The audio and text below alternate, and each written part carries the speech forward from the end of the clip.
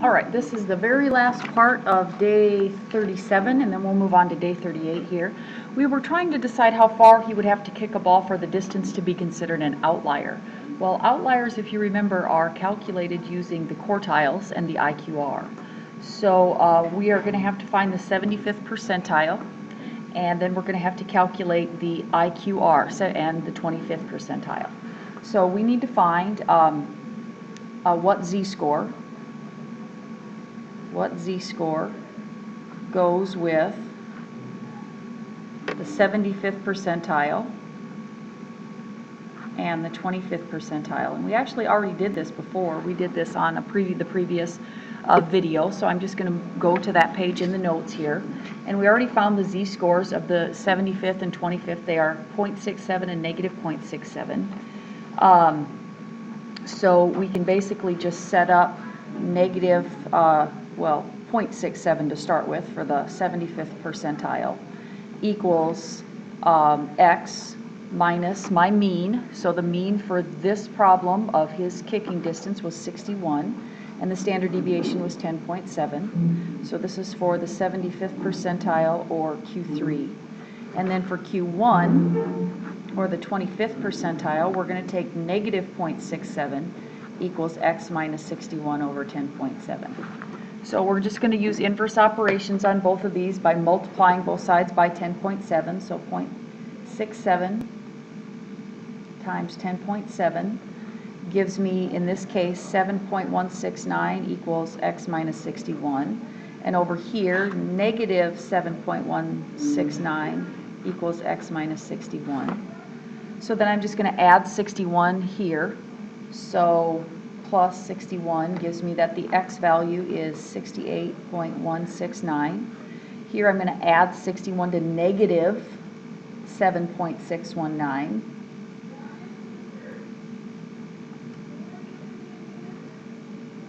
Or 169, sorry. And that will give me that x is 53.831.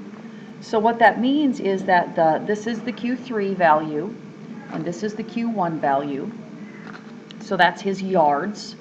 So these are the yards for Q3 and the yards for Q1. So the IQR, we're going to subtract. The IQR, we're going to subtract Q3 minus Q1, 68 point, and I'm just going to round that to 68.2 yards minus 53.8 yards.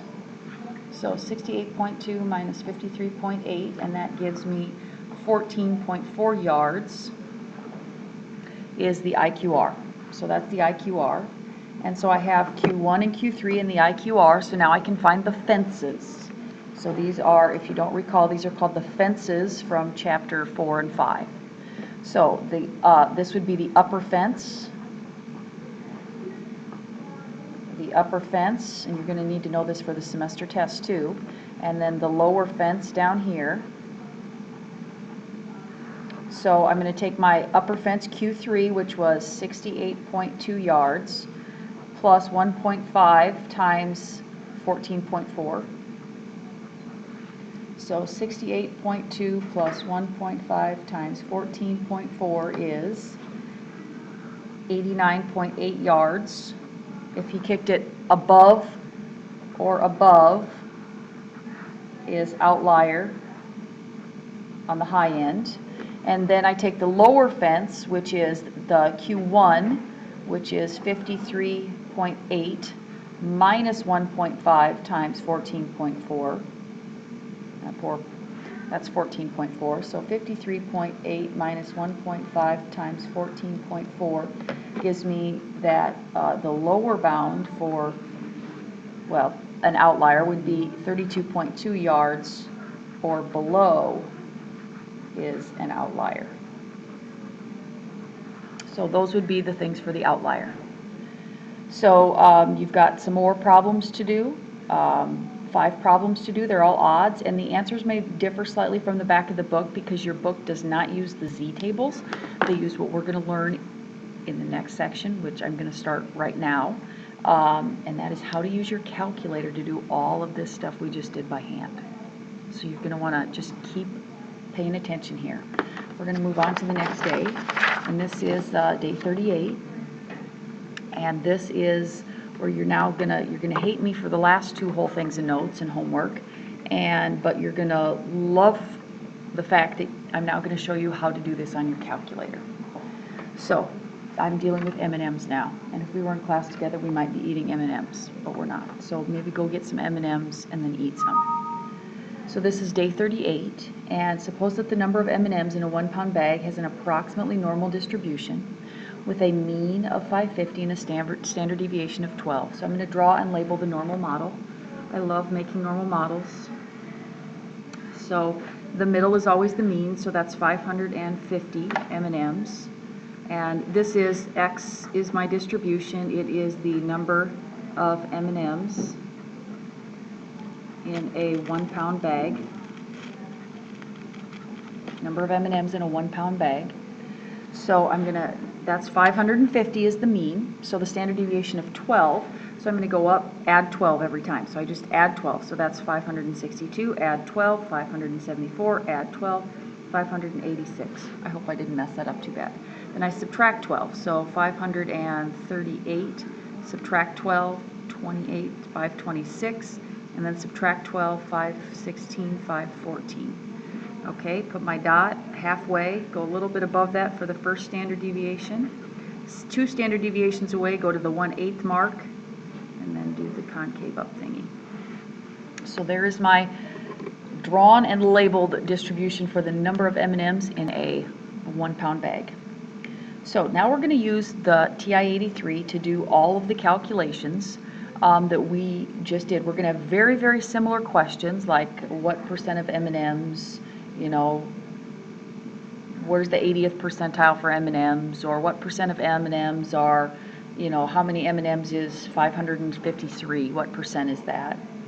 So we've got a command on our calculator, 84, so this is called normal PDF, okay, and that's actually not the one, normal PDF and normal CDF, there are 2 of these, but the normal PDF, X, mu, sigma.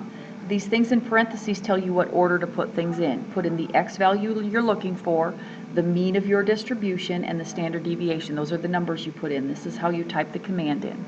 It gives the probability density function of a normal distribution with mean, mu, and standard deviation sigma. In other words, it gives the height of a graph for a particular value of X. So it gives you like where it's at here. Now, you don't have to know a lot about this. This is the standard normal function. This is the E part. There's your variable X. So this function, if you graph it, is this curve right here. And any of the percentages we find are just areas underneath this curve, which if you've taken calculus, that's an integral, area under this curve. So you're integrating this function every time you do a normal distribution. Okay, we are going to do that on our calculator. We've been using z-scores, which we can do too. So you don't need to memorize that. So to graph the normal distribution, the M&M distribution, in your calculator, just to graph this, you can do normal PDF. So how do you get to the normal PDF? So it's under distribution. So you're going to hit second distribution. Okay. So to get to the normal PDF and CDF, which is really the one you're going to want to use the most often, normal PDF and CDF, you're going to hit second and then the vars button, which has the distribution above it. Second vars. So now it gets you here. So if I do hit enter on the normal PDF, my X value, it says type in normal PDF X, so I'm just going to use, it's this X right here. Whoops, it's the X on the XT theta N. And then the mean is 550, and the standard deviation is 12. And then let's see what happens if I graph this. Oh, I want to actually paste this and store it in Y1, and if you don't get to this, that's fine. So I just hit the paste button, and then I hit the STO button down at the bottom here, STO, and then I'm going to store it in Y1. So I need to hit the vars over to yvars function, enter. And there we go. Oh, we look like we've got a weird data type. Maybe I can't really do that. So maybe I just go to y equals clear And how about I just try distribution, nope, second distribution, normal PDF, and we'll just try that, and now we'll graph it. And I probably don't have a really good window.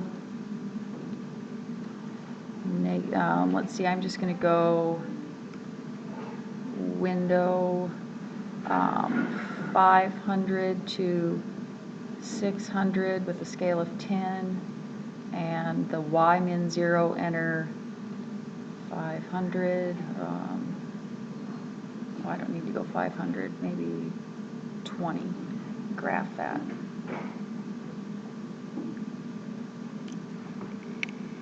I'm not sure if this is going to work all that good.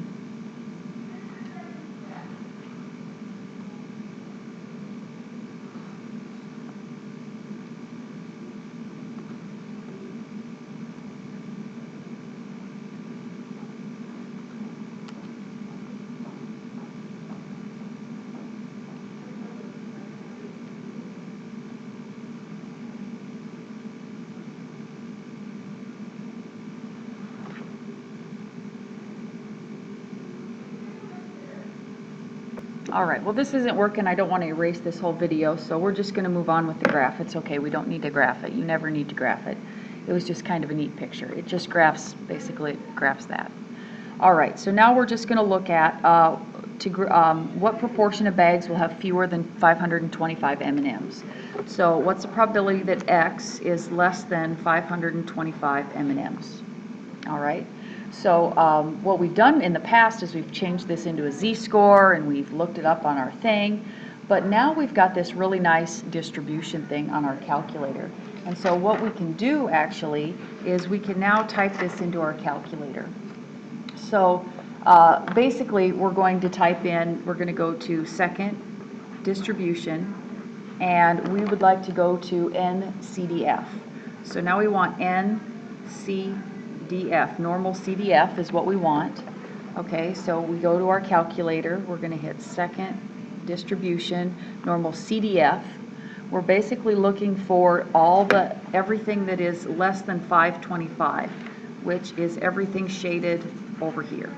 Okay, so we actually, in our thing, what we're going to type in the NCDF, they ask you in your calculator for a lower bound. If they don't ask you for it in the parentheses, you always put the lower bound first, and then comma, the upper bound, and then the mean and the standard deviation of whatever distribution you're dealing with. So in our case, if I look at this picture, now what you need to realize is that the lower bound, anything way over here, this is negative infinity, this is positive infinity, because this curve goes on and on forever. So I'm starting at negative infinity. So the way I type in negative infinity is I just type in negative in like 5 nines, okay? And then the upper bound is wherever my area stops, which happens to be my 525 is where it stops. So I type in 525. My mean is 550, and my standard deviation is 12. So I've got my negative 9999999. My upper bound is 525. That's what I'm looking for. And then my mean is 550, and my standard deviation is 12. And if I just hit enter a couple times now, I will get the fact that the proportion, the percent is 0.0186.